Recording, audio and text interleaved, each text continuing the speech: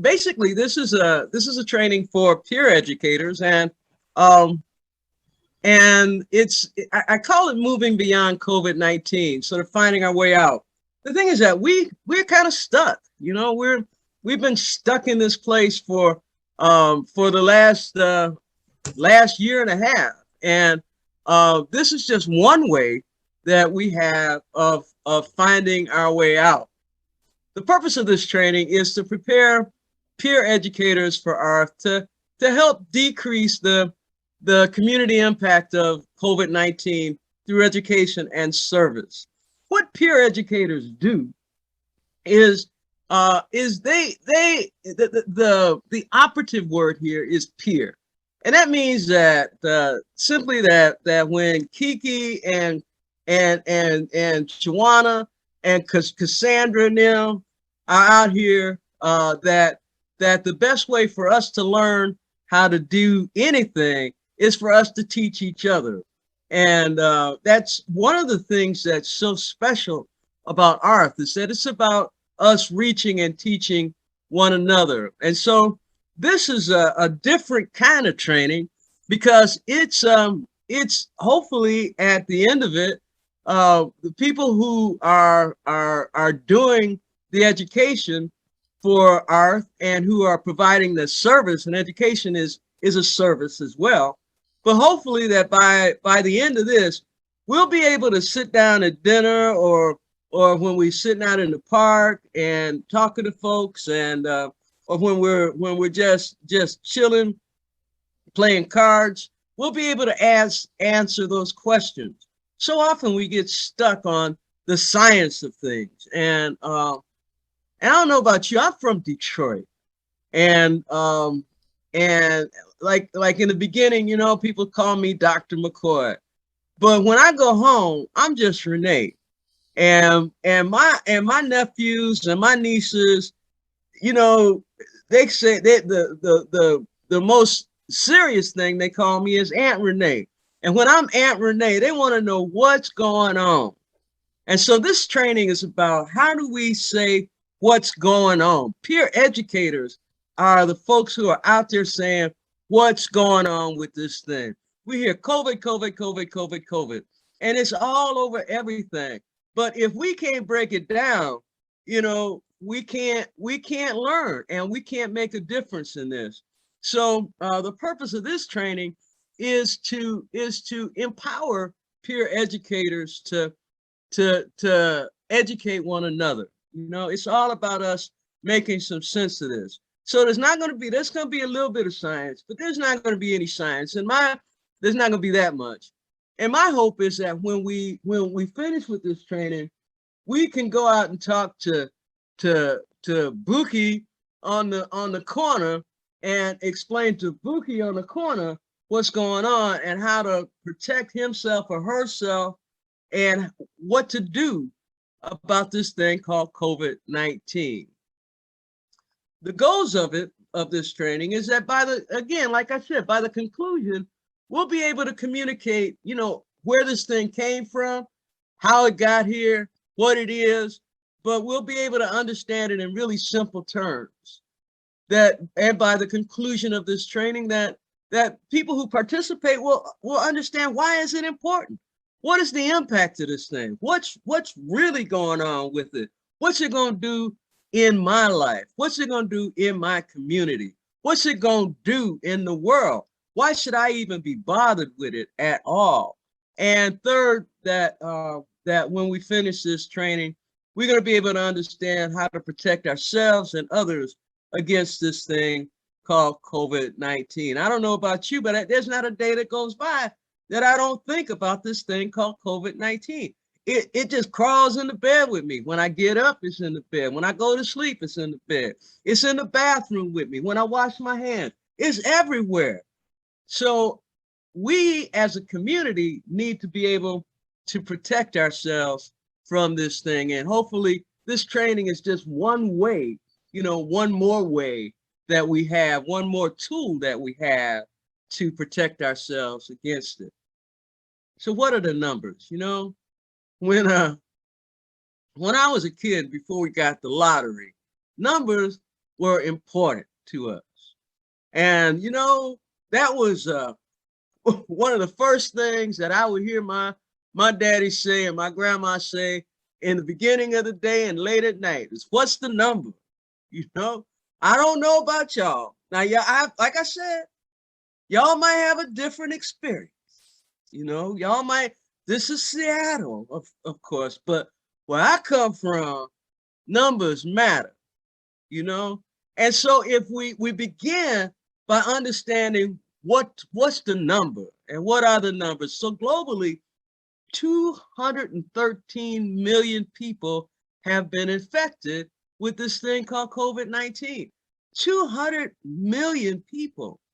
That makes it a number that I don't want to play no more.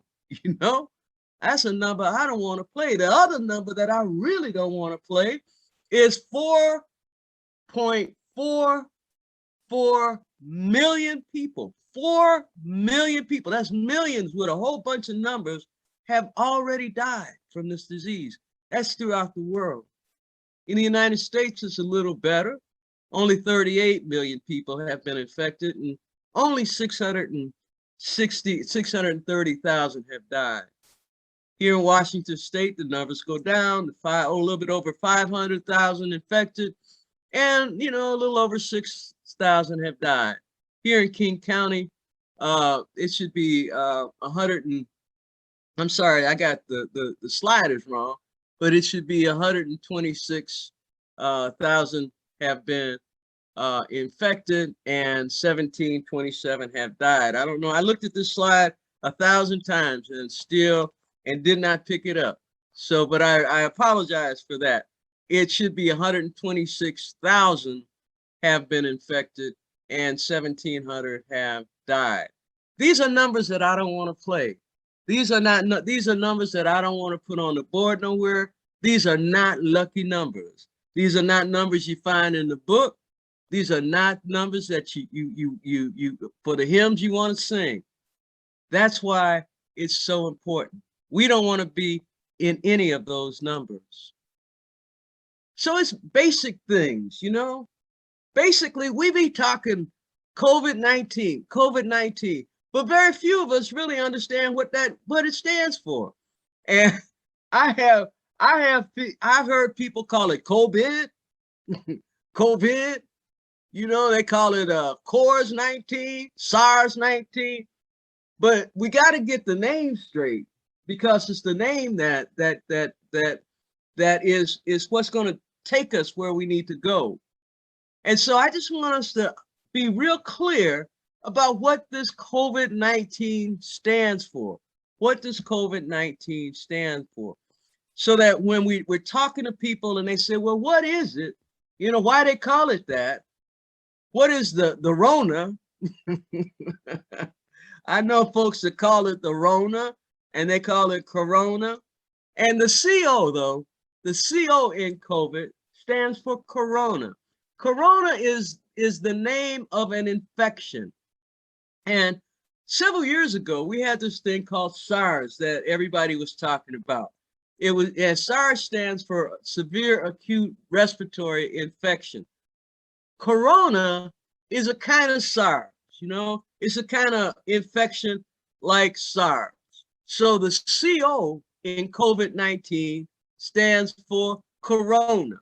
So when you hear folks talking about the Rona or Corona, they just talking about the same thing as COVID-19.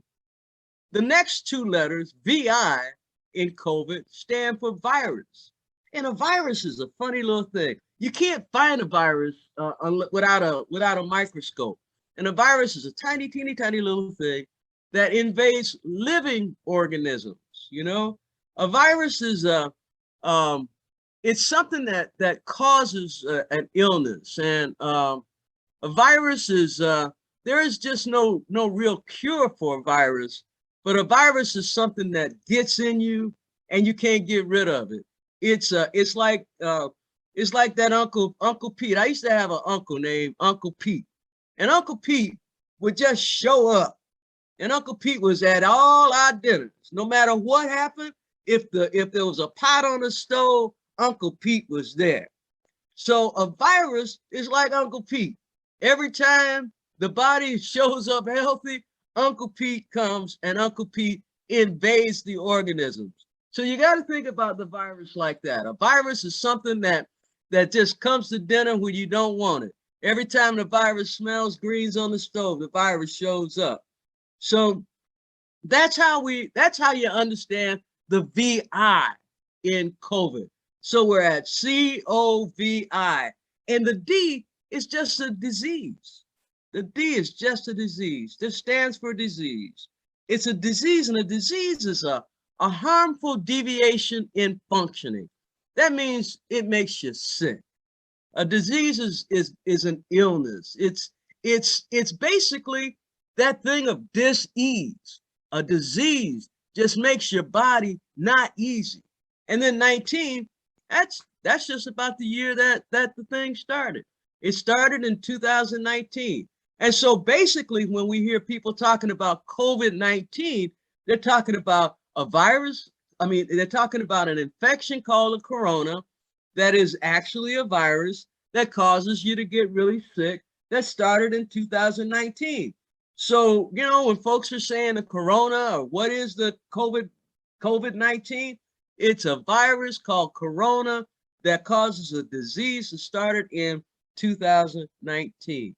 And it's important, though, that we understand what a name stands for, because if you can't figure out what we're calling it, you can't fix it. And we got this name, and we don't know, if we don't call it by its name, we can't fix it. The big deal for many of us is, how did it get there? And folks are still asking how you got there. How did it start? Where did it come from? And so often I get overwhelmed trying to figure out, well, how did it get here in the first place? You know, unlike Uncle Pete, we know that he's Daddy's brother, but this virus just showed up. And so we need to know where it came from. And as peer educators, it's important that we say that it had a place, that it started from somewhere, you know, because if it just showed up from nowhere, then we feel powerless. But once we understand that it had an origin and that it was on a journey to get to us, then we kind of got, you know, we can do something with that, you know. And if we as peer educators tell people that we're not dealing with something that's from outer space, we're dealing with something that had an origin, we're dealing with something that was on a journey, then we got one more way of getting beyond this thing called COVID. There's two theories about how it started. The first, and that's the one that we hear the most, is that it started in a place called Hunan Province, Canada. And we hear this place in China. Boy, the Canadians hate me for that. We hear this thing about Wuhan, China. Wuhan is a city in the Hunan province of China. Just like we got states, China got provinces. So, and the first theory is that somewhere there was an infected animal, and they say it was a bat or some other animal that was infected with this virus, again, this thing called corona, and it got into the human system. They don't know whether it was somebody ate an infected animal. They could have eaten an infected bat. I hear they're rather tasty myself, but and don't turn your nose up about eating bats. You know, Black folks, we eat a whole lot of things that have a whole lot of things. You know, I remember when I was a kid, we had to cook that pork. We still have to cook that pork. But when I was a kid, we had to make sure we cooked that pork because there was all kind of little things growing in that pork. And let me not talk about chitlins, you know, tasty little things. So don't turn up your nose when and get all icky about Chinese people eating bats. But the first thing is that, and when you talk to people, see, we're gonna say, well, folks, it came from Chinese people eating bats. They ain't not the first thing that a peer educator says is they're not the only ones that eat stuff that you don't find in in the Amazon store or in Whole Foods. So, but one of the theories is that that's how it got here. Is that it came through an infected animal and it spread to Wuhan. And the second theory is that scientists that were working in laboratories in downtown Wuhan had an accident. They were studying this virus. And something happened. Something happened. And keep in mind that the only way that it can get there is that the virus had to connect with a human. So they could have dropped a test tube, something could have spilled. But those are the two theories about origin that it has right now. The first is that it could have got into the markets in China, or someone could have eaten it, or someone could have been exposed to an infected animal and got it like that, or there could have been an accident. The thing to remember is that these are just two theories that they have, and scientists are still working on how it got there. It don't matter how it got there. It does not matter how it got here. The thing is that it's here. But folks want to know, how did it get there? How did it get at the room? How did Uncle Pete get past the security? This is how it got past the security. There was a human encounter with an infected animal, or there was a laboratory accident in Wuhan. And what happened? When did it start coming here? Well, it first started in 2019. They began to see this people began to get sick. But on January 9th of 2020, there was a confirmed case in Wuhan, China, and they finally announced that we got a problem here. There's something going on. After that, it came into the United States. There was the first case was in Washington State, and they found that they started testing people who were coming into the United States from Wuhan, and they found that they were beginning to get people who tested positive for this one. And on January 21st, 2020 was the first time that we found someone who was actually infected with this disease and died from it. And that was right here in Washington State. And after that, it just seemed to spread and explode throughout the world, It is, we keep hearing these words again. Words are like capital. Words are like money sometimes, Words are what make us either go one way or go another way. And if we don't understand the words, we're gonna get stuck again. Sometimes we hear words, and we don't understand them, and they just go right through our heads. That they go in one ear and come out the other. And so I want us to understand what these words are, because if you're a peer educator and folks are out here, you want to be able to help them understand what people are saying. Because when you hear it on the news, you don't know what it means, you're not going to listen anymore, And so the three words that we have that we keep hearing over and over again are outbreak, epidemic, and pandemic.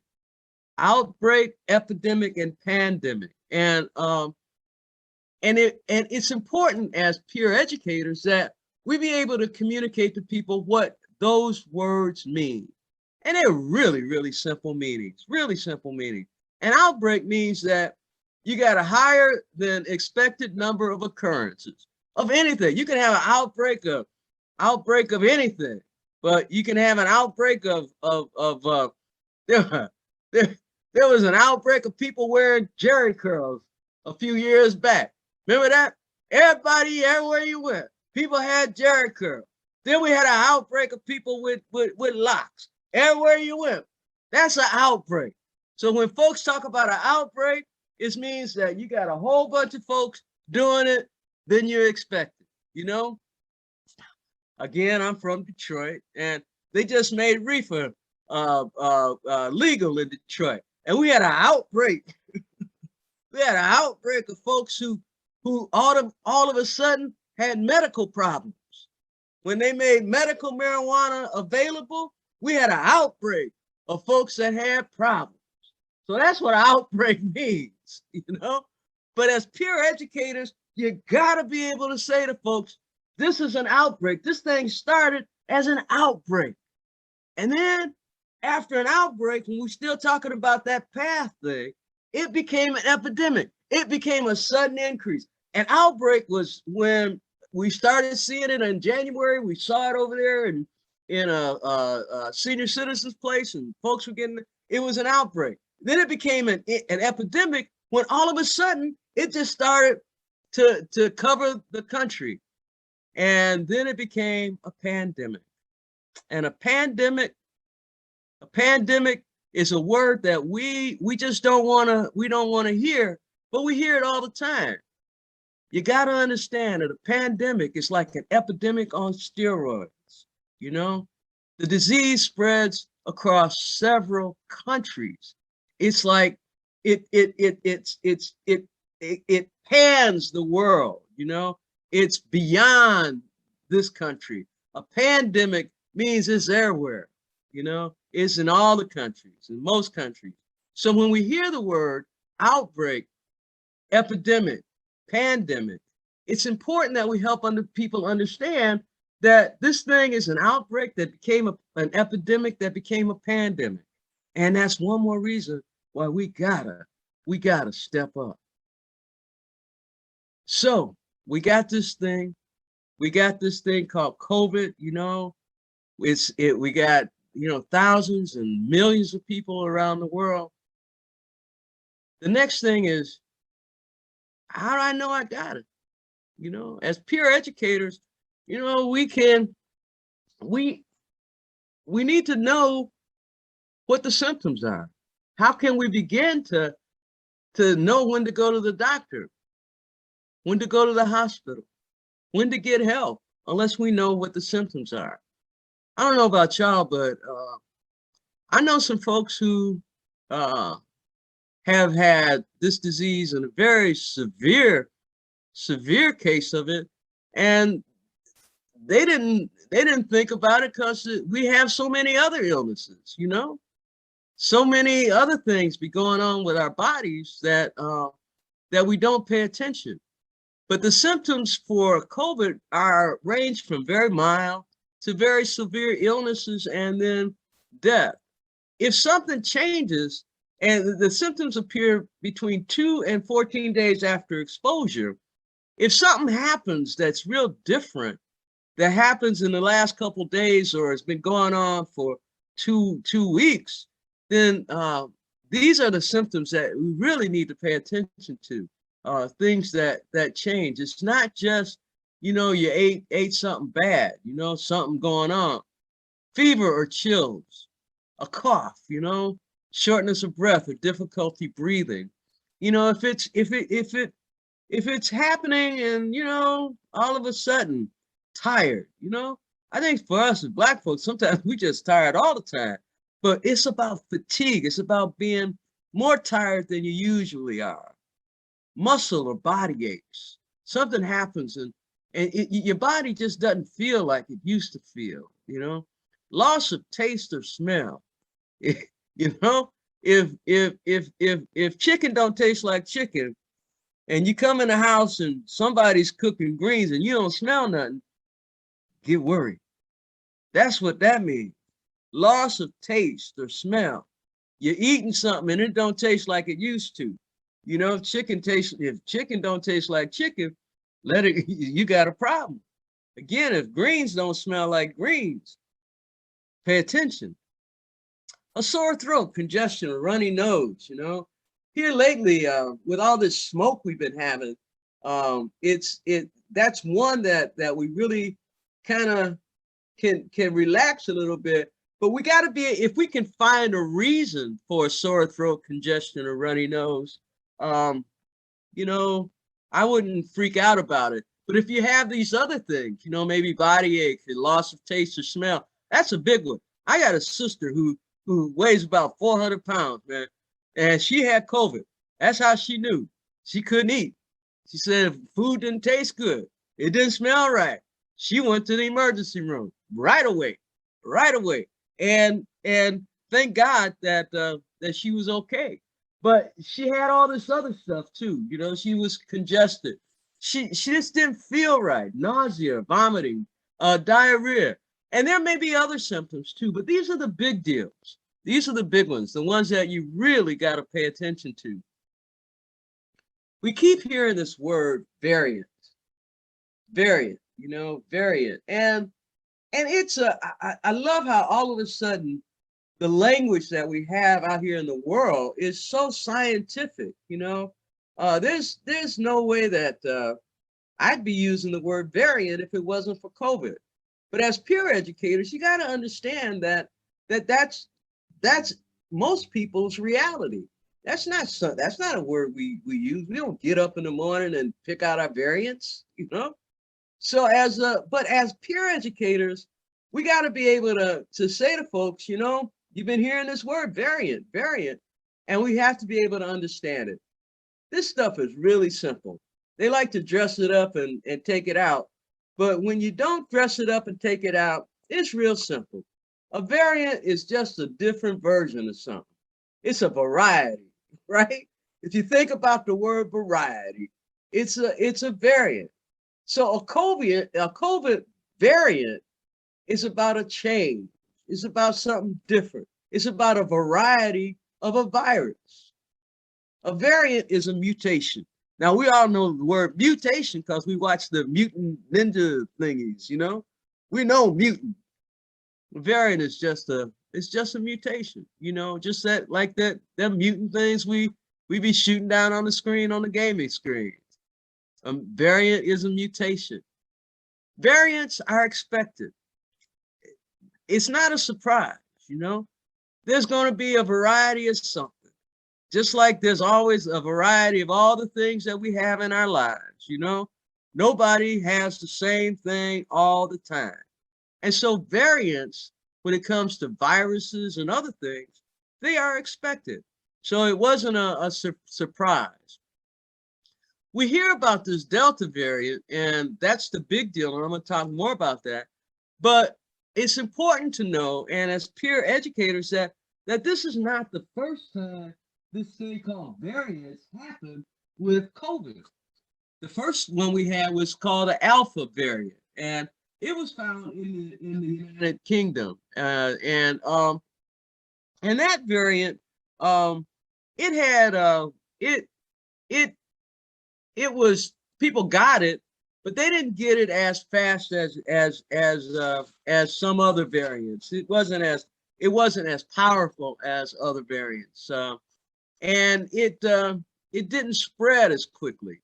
The next variant that they had out here was Beta. You know, it was called the Beta variant, and they found that in South Africa, and it spread over here, but it wasn't that big of a problem either.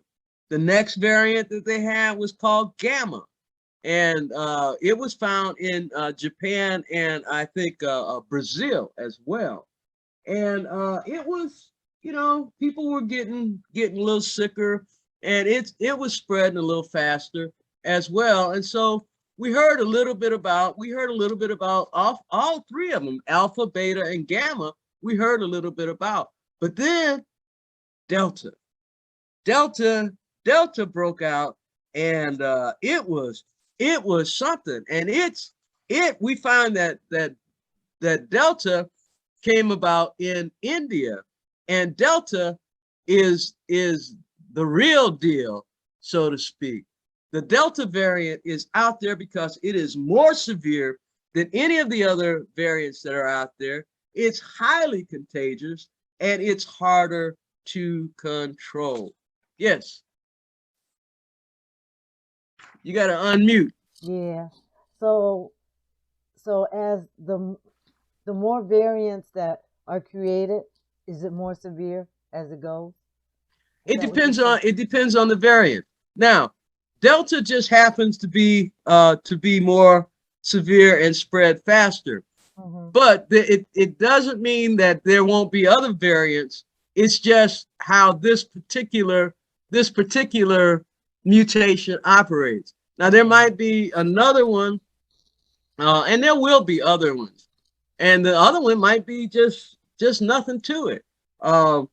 It might not spread as fast. It might not have as hard of symptoms.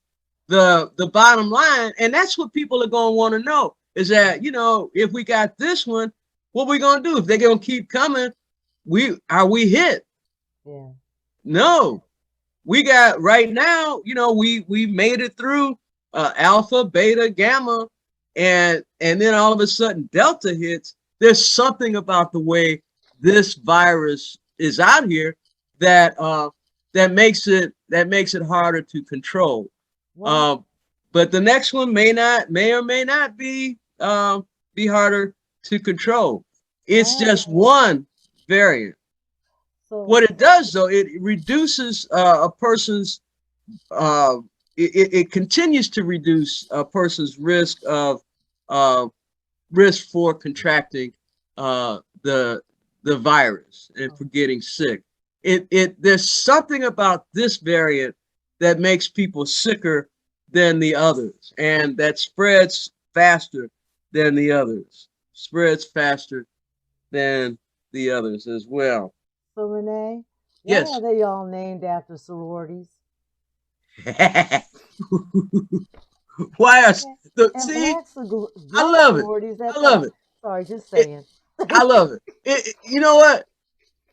The thing is, the sororities are part of the Greek system. Yeah. And so the Greek alphabet is sort of key to naming things in the medical system. Okay. And the question is, why are sororities named after Greeks? Didn't say that. Thank you so much. We should be naming the black ones after Indinkra stuff. You know, we should be having symbols like that. But how we got to be so Greek, I'll never understand. Thank you. All the sorority and fraternity people just clicked off on that one. But clearly I'm not a soror. But yeah, it's just an easy way to keep track of them, because you got, you know, that's the Greek alphabet: alpha, beta, gamma, delta.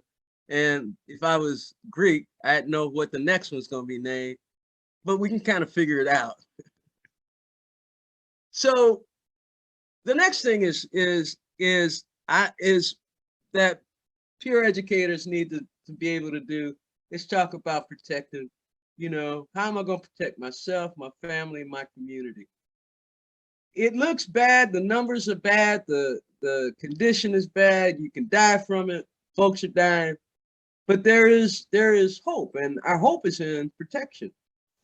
The thing is, get tested. If you think you've been exposed, tell people to get tested. You know, we worry about putting that thing up our nose and how uncomfortable that is. But, you know, some of us have had other things up our noses and survived. So it's not about a nose thing. And there are other ways of getting tested. But we have to remind people that we've done other things. So the test is working for you. The other thing that's protection is real simple, is to be more intentional about personal hygiene. You know, you want to wash your hands more. You want to wash your hands longer. Now, I, I got this little God connection going on. So I got to tell you that if you wash your hands while you're washing your hands, if while you're washing your hands, you say the Lord's Prayer, that's a safe time to wash your hands. So if you're washing your hands and you're saying the Lord's Prayer, you're doing two things. One, you're reminding God that you need a little help. And the other thing is that you're washing your hands long enough to kill a bunch of germs, you know. But that's a quick way. They say like 30 seconds or something like that. But as long as it takes to say the Lord's Prayer, it's as long as it takes for hand washing to be effective.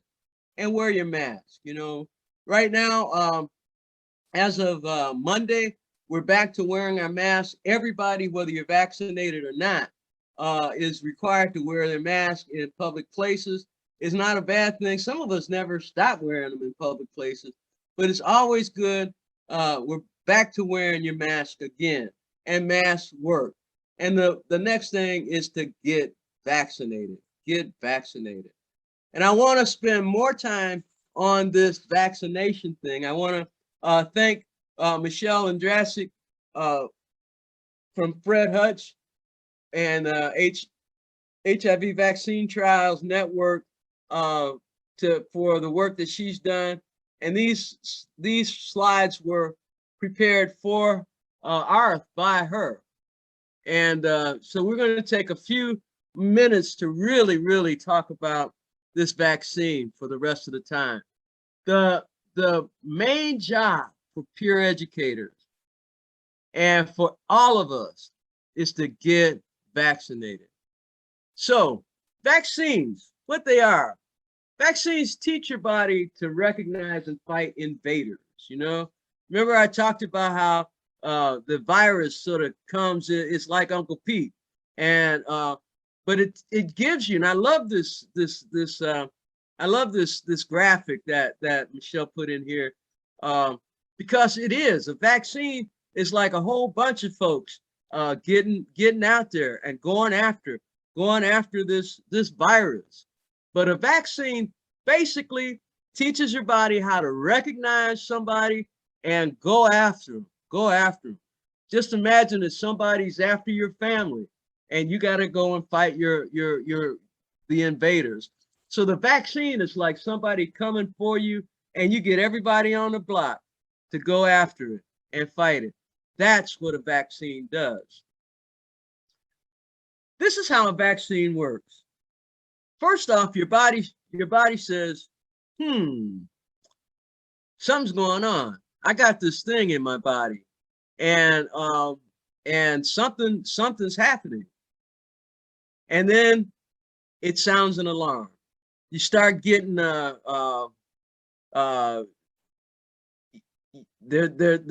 something that happens that shouldn't be happening. So the vaccine sends out this alarm and says, well, just in case, we got to get our troops together. And so the vaccine sends out these fighter cells and antibodies that go out to fight the invaders. The vaccine says, if this COVID is in this body, I'm going to fight it. And the goal of the vaccine is to block this virus, to keep it from reproducing, to keep it from eating up your good health, to keep it from making you sick. And it's real simple. With a vaccine, you take a vaccine. With the vaccine in your body, you got a chance that you got something in your body that's looking for this thing called COVID. It's as soon as it gets it starts to build these cells and antibodies, and then it starts to fight. That's how vaccines work. It's real simple. Somebody gets in the house, it's like it's like roaches, You see one, you spray, you get going, and you start fighting. So that's how it works. You can not have any roach spray. It's on you. But vaccine is like how you keep a roach out your house. That's a vaccine. It's the only way. I'm sorry. It's the only way I know how it works. You see one, just in case, you spray anyway. You know, if somebody came near your house and it looked like they had some, you get the spray. That's how a vaccine works. There's somebody who been in your house that might have had a roach. You got the spray anyway. You ain't seen it. You ain't done nothing with it. You went out and you bought a can of Raid. So vaccines are like a can of Raid for your body. Does that make sense? Now we're peer educating now, all right? All right, we're not scientists, but that's the way it makes sense to me. And that's how it works. Antibodies are the things that fight. Antibodies are produced after you get vaccinated. It's that can of rage, you know, it's like antibodies are out there. And antibodies, they block the infection. They stand at the door. They keep the infection from coming in. That's what antibodies do. You know, when you get a vaccine, your antibodies and the longer the vaccine is in, it just keeps producing. It just keeps producing, and it just keeps producing, and it just keeps looking and sending out this thing and going forth. And then it just starts to block it. And that's how it is. And it protects you from getting this disease. Again, what the benefits of having a vaccine is that it can prevent infection. You know, it can prevent you from getting this infection. It can prevent the disease from getting any worse. And it can delay, it can cause it to just sort of stay back. And it can delay the impact of the disease on you and on your family and on your community. The benefits of getting it is that it helps you keep the virus from spreading throughout the community as well. And we keep hearing this thing about herd immunity, and the scientists say that the vaccine, if enough of us get the vaccine, then we reach herd immunity, and that's what we want to do. I like to think of herd immunity as sort of posse immunity. It's something about being a herd, you know. I don't particularly like being part of a herd, but I don't mind being part of a posse, you know. And a posse goes out and gets them, right? And so when you think of herd immunity, just think about, you know, you and all your peeps, you know, that if enough of y'all are vaccinated, it can't get in. If enough folks are vaccinated, it can't get in. And so our goal is to get to 95% vaccinated, or 70% would be good, but we want to get 95%. It would be wonderful to get 100% vaccinated, but we would reach herd immunity if we just got 70%. And if 70% are vaccinated, then it makes it really harder for that virus to get past the folks in our posse, to get past our gang, get past our crew. You know, you can also think of it as that, you know, that crew immunity, you know, that if your crew is vaccinated and my crew is vaccinated and all of our crew is on the block, then the one little renegade crew who's trying to belong can't get in. And COVID is that one little renegade that's trying to get in. It's trying to get in.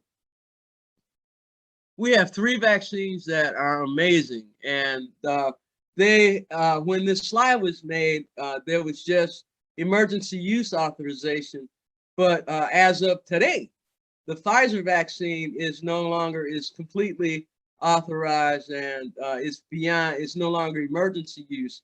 But we have Pfizer, Moderna, and the Johnson & Johnson vaccines, and they've been approved for authorization.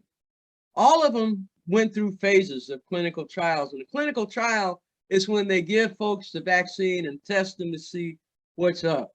Phase 1, is it safe to use on healthy people?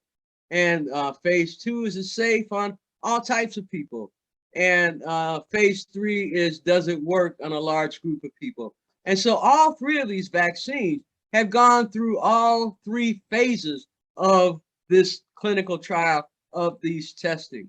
And they went through them and they tried them. They gave in clinical trial, they tried one thing called a placebo, which is not the real deal, and then the vaccine is the real deal. And they found that that it worked. Um, they did it in a hurry, warp speed.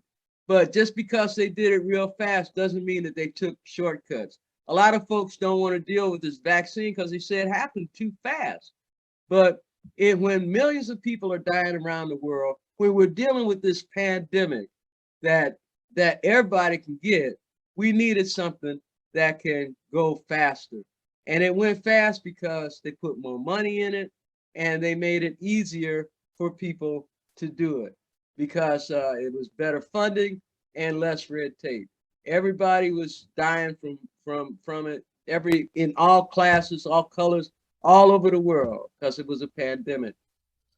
So I have a question. Here.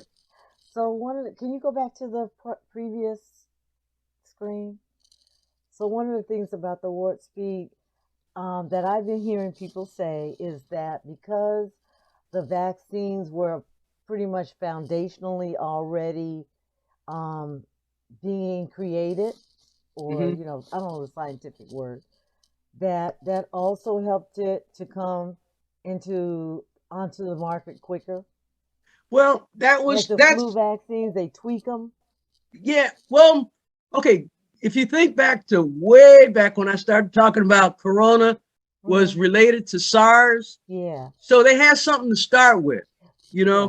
know. Way back in I don't know if you remember when a lot of folks was getting SARS in other countries, so Hmm. they had something to begin with because the coronavirus was part of it's like part of a family of viruses, right? Hmm. So that was one reason. Another reason why it was easy for them to. I Okay. mean, not that it went quicker because Hmm. they kind of had something to work with, and they had it. They call Corona SARS-2, so they had something at least a starting place. Does that make sense? Yes, and because I had heard that, thank you for giving me clarification. For somebody Yeah, asked me the same thing. Thank yeah, you. yeah. Because they had it was part of a something they had already worked on, not necessarily COVID, but they were already working on this thing called Corona, for to deal with the SARS epidemic that had come out. Remember, outbreak, epidemic, pandemic. So SARS was just an epidemic because it was kind of contained, right? So they already had a beginning, and they just built on that beginning. Okay. So some folks say I don't want to get it because it's gonna make me sick. You know, common reactions to it are sore arm and where you get with the spot where you get it. Some people get some aches and pains, some fever. These generally go away after 48 hours. If you ever took a flu vaccine or shingles, um, there's what you can do is take over the counter meds after the vaccine, not before. Some people say, well, I might get sick from it, or I might have pain, so I'm going to take some Tylenol or some ibuprofen or something before the vaccine just in case. And that's not working for you. The thing is if you take Tylenol or ibuprofen, to take it after the vaccine because it interferes with how the vaccine will work if you take it before. Rarely, you have some anaphylaxis, which is, like just uh, a bad reaction to allergy. Some people have, like if you're allergic to seafood, people react to people who are allergic to shellfish. That's what anaphylaxis means. There's only been 21 cases of that out of 2 million doses that were delivered.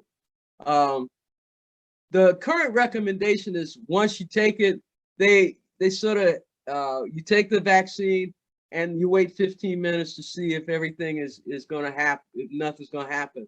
And but they say if you have a history of severe allergies, not just the sneeze when that hay fever that comes up when you cut the grass, but if you have a history of severe allergies, um, it's best to talk to your provider about it before, and stick around for 30 minutes after you receive it.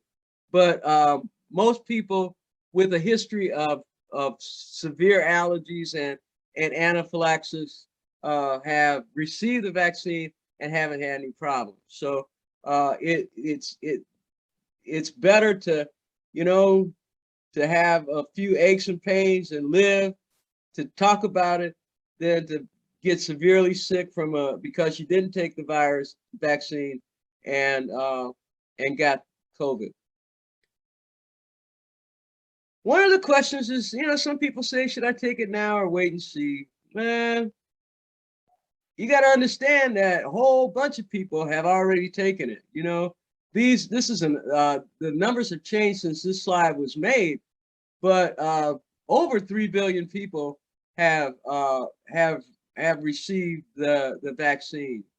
The CDC and other health authorities are monitoring it closely. Keep in mind that that 600,000 people have died from COVID, and you know, we don't have that kind of number. We've only seen a few people who have gotten COVID with the after having the vaccine, and you know, I think I want to take you got to decide if you want to take your chances of dying with it or living, and it has come down to that. You got to keep in mind that vaccines take 4 to 5 weeks to protect you fully. The J&J Johnson & Johnson vaccine is just one dose, so you know it works.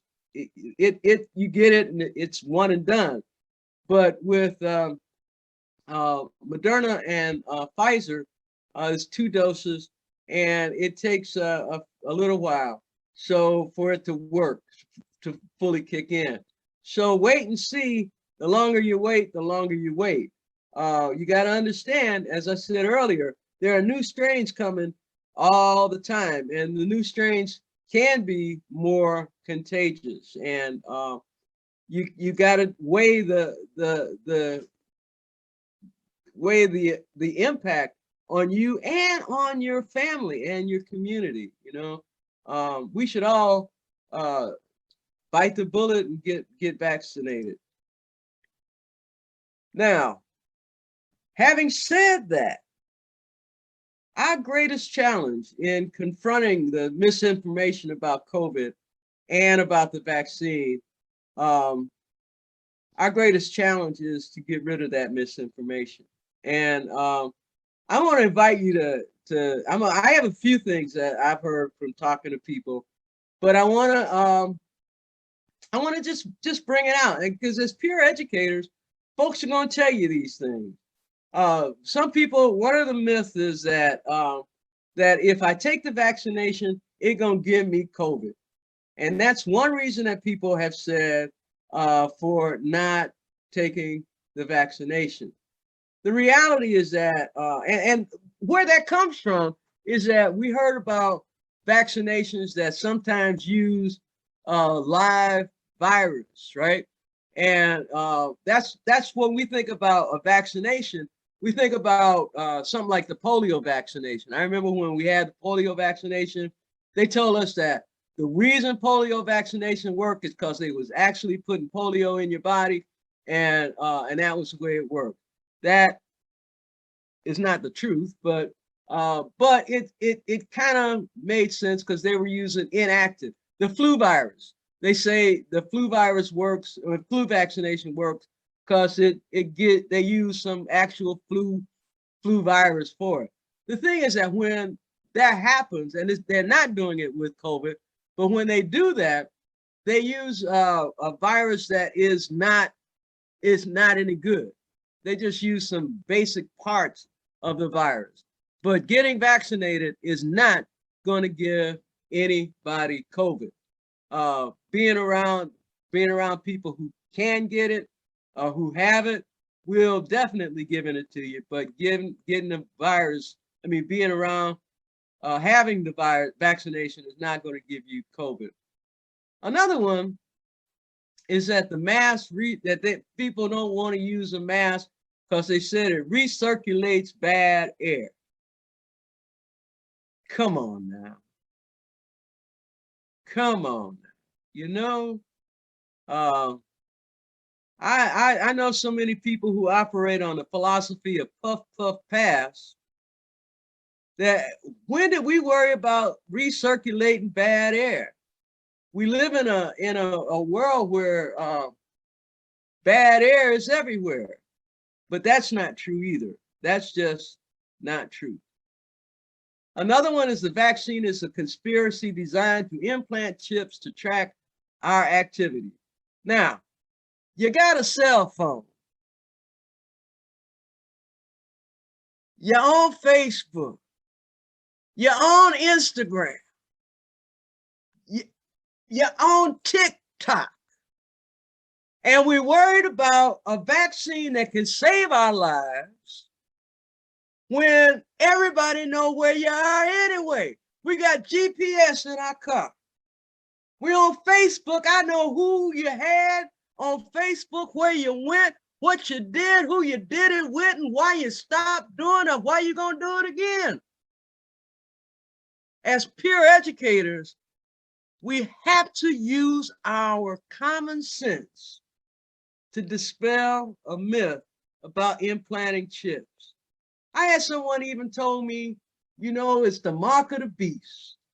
The mark of the beast. They're going to put the mark of the beast on you. And it just happened that the person who said that, and hand to God, the person who told me that had a tattoo on his neck, on his back. And I said, well, nephew, you worried about the mark of the beast? And you done went out here and paid to have the mark of the beast put all over your beast. You see, as peer educators, though, this is real. And this is what's keeping, so you gotta be able to use what you know. If you got a cell phone, you done implanted a whole bunch of chips. If you got a credit card, if you got a car with a key fob, you got chips, you know? And the one that really, really gets me is I'm not getting vaccinated because God got me. Now, I got a niece who calls me regularly, and I ask her, are you vaccinated yet? She said, no, Aunt Renee, God got me. God got all of us. God had the man and the men and the women who created the vaccine. God's got the people who give you the vaccine. God having us means that God has put into our universe all the things that we need to stay alive and healthy. God's got us, but we need to get God. And when we get God, we reach out and use the tools that God has given us to enhance and strengthen and keep our lives safe and our community safe. God's got me. We need to get God. And when we get God, we get vaccinated. Peer educators, use your mind. Peer education is about our minds. Have heard any other reasons why people are not getting vaccinated? Any of y'all? Yes. Because this is the Tuskegee experiment is the one that they talk about the most. They're not trusting the government. Let's see. Yeah. And oh, it's a way for people to get control of us, you know. The Yeah, government yeah. wants to control us. So yeah, and I think the Tuskegee experiment and the lady where they used all her blood and her cells and stuff, the black lady. Who Right, was it, right, right. Shaquanda? Henrietta Lacks. Yes, Yeah, thank Henrietta Lack. you.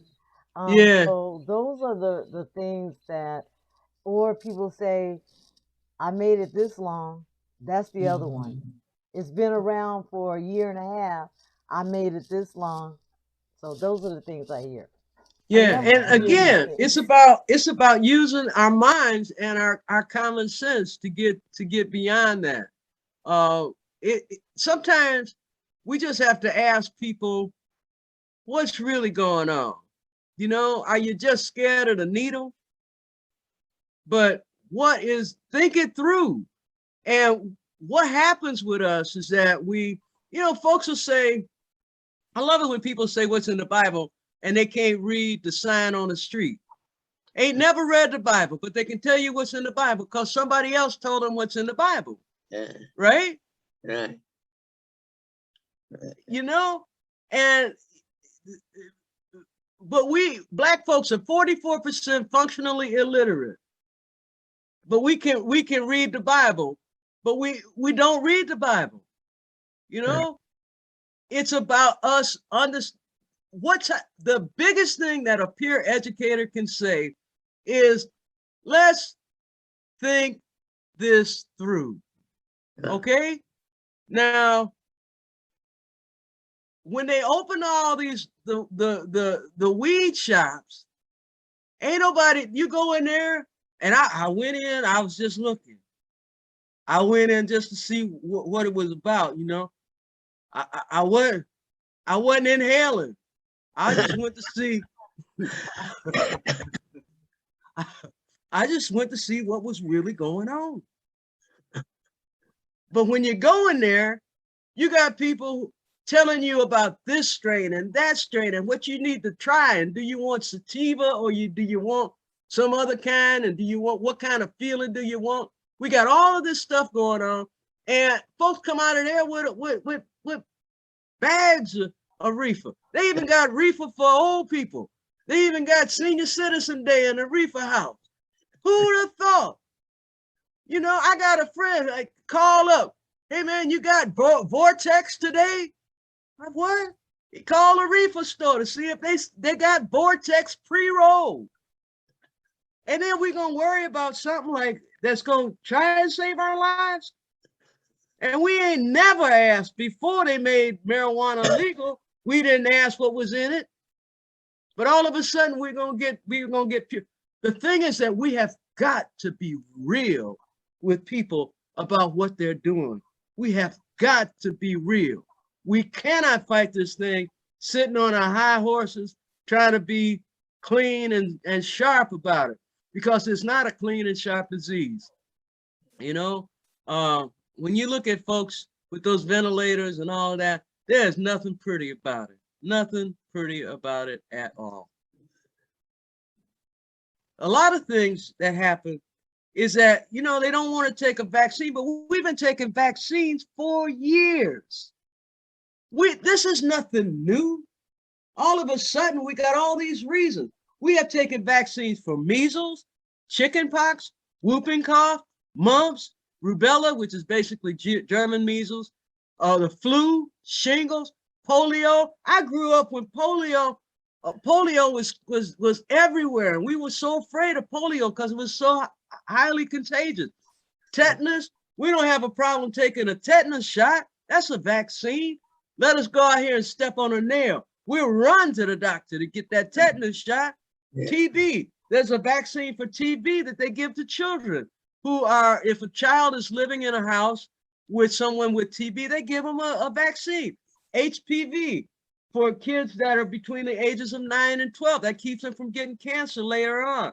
Hepatitis A. If you want to go to take that cruise and do that travel to Africa, you don't have a problem taking a vaccine then, or diphtheria. The thing is, we have got to begin as people to use our minds, use our common sense. The bottom line is that COVID is a real threat to everybody. Everyone 12 years old and older should be vaccinated. And that's our bottom line. That's our bottom line. That's pretty much all I got to say. I don't, are there any questions? Anything I missed? Anything you want to know that I might know? I have, going back to what you were saying, some of the excuses. I've got this excuse from women and from men in the community. One, the women were saying that they thought it would help, it would cause them not to be able to get pregnant. And then men thought it would give them ED. Well, they just go out and get some Viagra. They got some on the shelf anyway. They what? But we got a pill for that. Yeah. We don't have a pill for COVID. Right. I mean, really? Yeah. They got a pill for ED, yes. Right. With And the it's IVF dysfunctional, what does or- it call it? Yeah. But they got Viagra for that. Right. Viagra Erectile can help. dysfunction. Yeah. Right. Yeah, And erectile dysfunction. erectile dysfunction. Right, They can fix that. They can't fix COVID, right. and keeping women getting pregnant. Come on now, Yeah. But again, it's about helping people use their minds, common sense. We can get all stuck in all this science and stuff, but the bottom line is we know what time it is. We just need to really, really talk to people like we want them to live. Mhm. Talk to people like we want them not to be sick. And that's what a peer educator does. Talk to people like you want them to live. You know what I'm saying? Mhm. Because, yes. So Twana. my question is around the boosters. Oh, yeah. So there's a lot of people. They're saying they're not going to get the booster. They've got the other two, but they're not going to get the booster. The other question becomes that I've heard is that are we going to be getting these vaccines now the same way we get the flu shot? So I'm like this. If it's going to go into a variant, I'm going to get the vaccine that's going to cover that variant. Mhm. But everybody, so that was the next question around the boosters. Yeah. And But you know what? We got a booster when we got our shots for when we were kids. Yes. We got a booster for that. It Mhm. took years, but we got a booster. Right. Tetanus, if you get a tetanus shot, you get a booster. Pneumonia shot. The thing is, do you want a booster or do you want a funeral? Yeah. Yeah. I'd much rather get a booster than a casket. Thank you. But Thank you. yeah. And that's just the way it is. Okay. Twana. Yes, I have a question. Since we know that the 12 and under can't be vaccinated, Mhm. what can we do to protect these younger ones, these 12 and under ones? I had an event this weekend and I didn't bring my grandson because I knew there were going to be other kids there. And I'm like, if you got a bunch of unvaccinated kids and everyone's touching toys and sharing, I thought, this is just a disaster waiting to happen, I feel Yeah. like. So I feel like, one, we wore the mask at one time to protect the elders. think now we need to wear them again to protect our young ones. Yes. But what do we do with, like, I was thinking, it'd be fun to go to Wild Waves. And I thought, well, no, it won't. Yeah. So any thoughts or advice on how to handle the under 12? Yeah. Unfortunately, well, the good news is that I was listening to Dr. Fauci this morning, I think, and they're saying that there may be a vaccine for 5 to 12 in the next few months. So there's hope, and there's the science of it. The thing is that right now, unfortunately, we can only protect our children by protecting ourselves and protecting one another. Any child over 5 should be wearing a mask. And kids don't have a problem with that. They don't. Kids kind of like wearing those masks, Halloween to them. Yeah, and kids think it's their duty. Mhm. Kids see that as a duty, and their way of so we can learn from the children about the mask. But it's also again, hygiene, wash your hands, be careful, use hand sanitizer, and unfortunately, we might just have to not go out as much as we used to, and not spend as much time, because there have been some breakthrough cases. But even with the vaccine, even if you get it, you don't get as sick. And and there's the thing is, the best thing is to get vaccinated. If it's 12 and up, get vaccinated. Wanda? Do we have any numbers on people who have been double vaccinated that have gotten COVID? Because that's one of the things I heard my cousin today saying, well, people, I know a lot of people who've been double vaccinated that got COVID, and we're having a family gathering this weekend, a small one. And I told him, well, you need not to come if you've been around people who have COVID, even though you've been vaccinated, because you keep saying people are vaccinated are getting it. Then all of a sudden he didn't know as many people, or he heard about it. So that changed. But I still suggested that you go get COVID tested before you come, because if you're around people who are positive, Right. go get yourself checked out before you come wanting to visit me. But also, what any numbers around the double vaccinated people catching COVID? Yeah, there are, and unfortunately I don't have them. They're on the CDC website, and I think King County's site has some. Okay. I looked at the numbers, and I didn't think anybody would ask. So I'm sorry, I didn't do those numbers, but they're out there, and okay. But they're certainly not they're not marketable. But if if you've been around people, and it wouldn't hurt to be tested. It wouldn't, if you know that you've been around people who are and you've been vaccinated, it doesn't hurt to be tested again. That's your first defense, is to be tested. Rena. So with that being said, I was actually looking it up, but with that being said, I know that I do vaccine clinics, and since they started having these breakthroughs, I go and get tested at least once a week. Yeah. And when I was doing the food bank that New Beginnings had, and even at the other one I was doing, I was getting tested every week, because there's the shedding, thing that goes on. So I don't want to put anybody else at risk, even though I'm asymptomatic. And that's the thing, is when people are asymptomatic. And I was hoping, can we talk a little bit about that asymptomatic part? Because there's a lot of people who have been exposed, who may be carrying it and don't know. Right.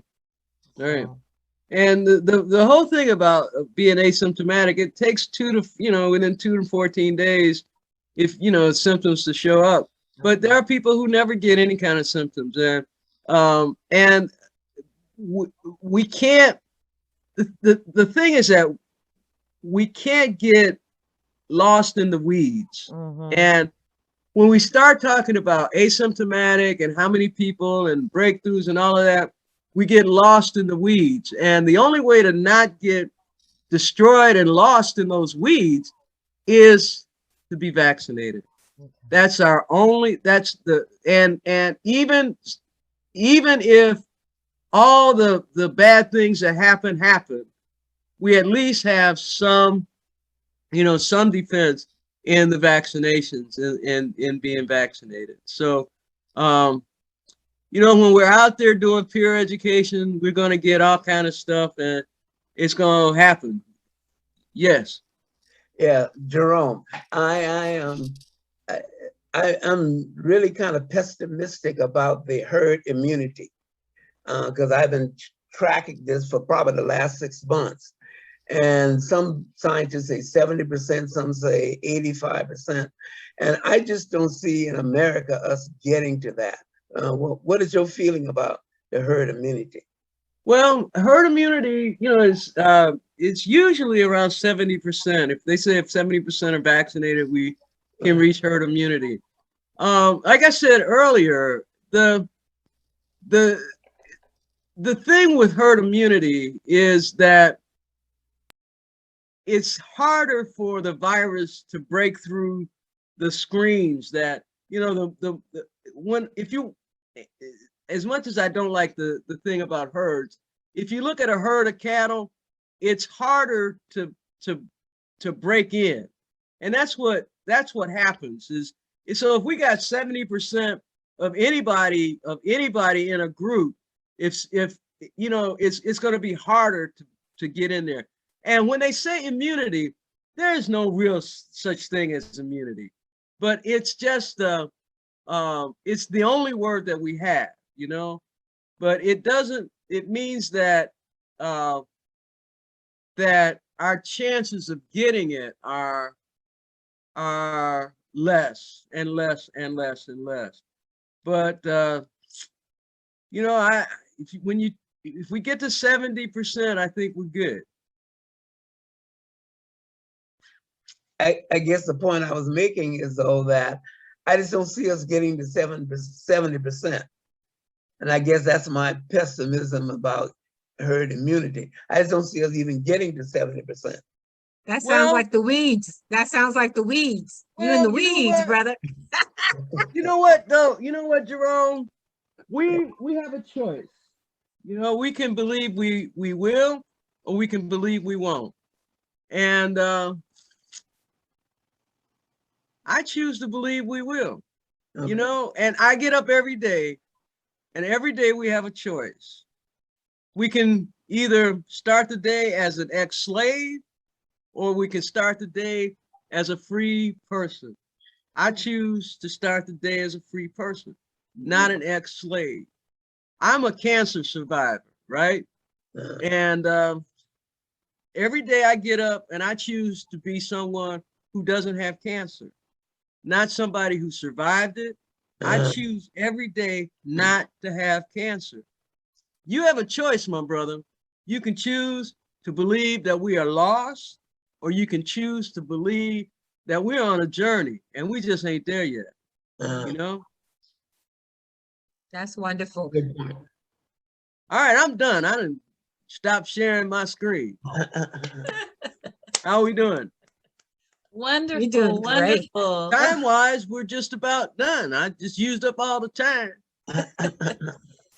Thank you so much, Renee, for a wonderful presentation. It looks like we have all enjoyed learning very much tonight. It was fun, huh? Are you available to go to other places?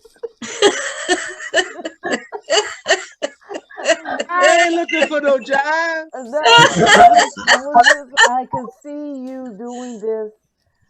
I just, Brother Jerome, you know where I'm going with that, right? Yeah. All right. I'm an Arthet. Yeah, okay. I'm an Arthet these days. Yeah, okay, good. So, Yes. So where Kathy sends me, I will go. Here we go. And we recorded tonight. I just we want recorded tonight. Yes, that's awesome. Arthet. Don't tell me that, because I will get you one. What size you need? You want a medium or a large? Small. A small. Okay. Little tiny one. Okay. Arthet. I'm an Arthet. So no, it was my pleasure. And that's basically our peer educator thing, All right. Yes. Thank you so much, Renee. And thank you everyone for participating. What a wonderful training. If only we had some peer educators. We need more, don't we? We have one very good peer educator. Yes. Yes. Absolutely. Absolutely. Thank you so Alrighty. much. Y'all have a great night. You too. Oh, sweetheart. thank you so much, everyone. Talk to We'll Thank see you you. next soon. time. Oh yeah. Thank you. Uh-huh. Bye-bye.